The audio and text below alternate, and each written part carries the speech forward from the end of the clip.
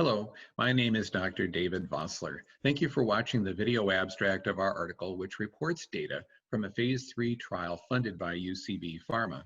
This trial evaluated the efficacy and safety of lacosamide as adjunctive therapy for uncontrolled primary generalized tonic-clonic seizures, PGTCS, in patients who were 4 years of age and older with idiopathic generalized epilepsy, IGE. PGTCS are the most severe seizure type, and patients experiencing these seizures have an increased risk of severe injury and sudden unexpected death in epilepsy.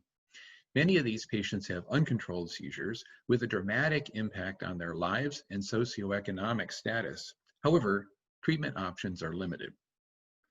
Seizure types associated with IGE can be infrequent and difficult to quantify, leading to long trials with slow enrollment and making it difficult to study the efficacy of anti-epileptic drugs by assessing reductions in seizure frequency. This was the first trial to assess efficacy of an anti-epileptic drug using a time-to-event design. By using time-to-second PGTCS as the primary outcome, the trial allowed a low frequency of baseline seizures. This permitted enrollment of patients representative of a broader population with PGTCS than in other trials.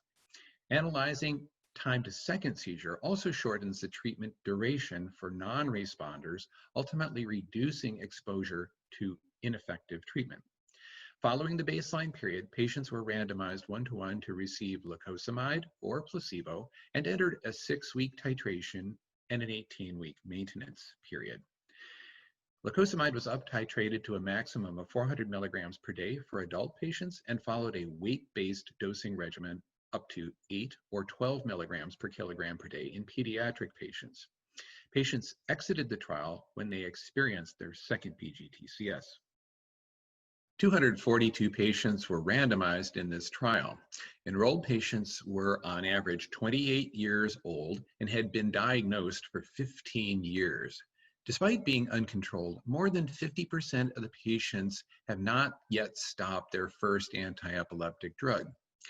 In line with the inclusion criteria, patients were diagnosed with generalized onset tonic-clonic seizures, and about 30 to 40% of these patients also presented with additional absence or myoclonic seizures.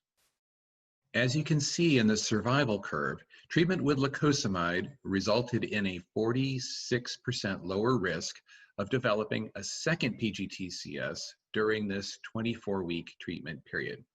This is shown by the hazard ratio of 0.540 and is highly significant with a p-value below 0.001. The secondary endpoint was seizure freedom from PGTCS during the treatment period. The seizure freedom rate was 31% with lacosamide and 17% with placebo, and the difference was statistically significant. Consistent improvements were also observed with lacosamide versus placebo across other efficacy endpoints assessing PGTCS frequency, such as 50% or 75% responder rates. Lacosamide was generally safe and well tolerated. The most common treatment emergent adverse events were dizziness, somnolence, and headache. This was the largest trial conducted in patients with IGE. This trial provides Class 1 evidence that adjunctive lacosamide is an efficacious treatment for uncontrolled PGTCS.